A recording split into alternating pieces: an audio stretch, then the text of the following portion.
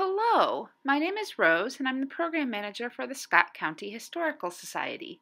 Today I'm going to walk you through the projects in your history craft kits from the Scott County Libraries. This video is for the Living Card and Transformation book kits.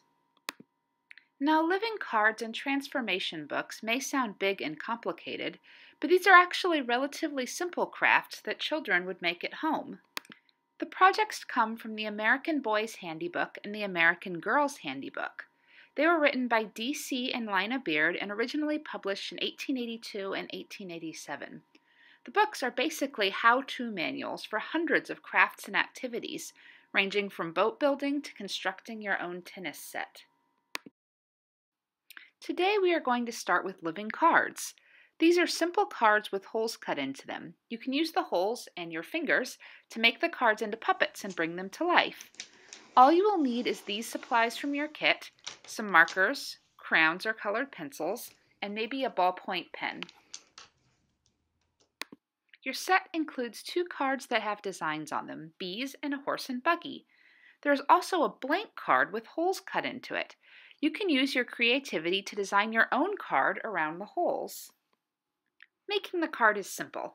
Just fold them in half and color them in any way you would like. Then put your fingers in the holes to finish the scene. You can even add some faces to your fingers for comic effect.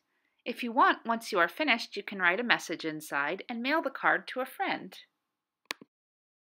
If you want, you can leave the project there, but the Handybook suggests even more ways to add to your living cards. They suggest taking used greeting cards and turning them into living cards too. With the holidays coming up, here's a Santa card to use as an example. I'm going to turn this into a living card by adding a finger hole in the place of the bear. Just a note, if you are cutting holes in cards, ask an adult to help you. You don't have to stop with drawing faces on your fingers. The Handybook suggests adding costumes too. You could make a little hat.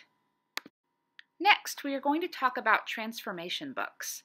Like the living cards, this is a perfect activity for this time of year, something kids could have done indoors on a cold fall or winter day. Transformation books allow you to create magical characters with just the flip of a page. Make your transformation book. You will need the flip book that is in your kit, some markers, crayons, or colored pencils, and a pencil or pen. When you pull out your flip book, you'll notice that it is divided into 3 sections. Each section is a different part of the character you'll create. If you look closely, you'll also notice tiny lines where each of the sections meet. These lines are very important because each part of your character will need to line up in order to make a transformation happen. I'm going to demonstrate. Now this is a really rough person that I'm drawing, but notice how his head, body, and legs line up with the little black lines. You know what? I think I'll turn this into a chicken. There you go! The next step is to draw characters on every page and color them in. You can draw all of them yourself, or you could even have different members of your family draw them. If you want, you could cut out heads, bodies, and legs out of magazines. Now that I've finished my book, I can start using my characters to create monsters.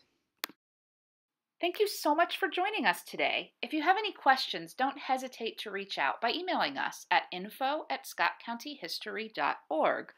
Please support your local library, and I hope you have a lot of fun completing these projects.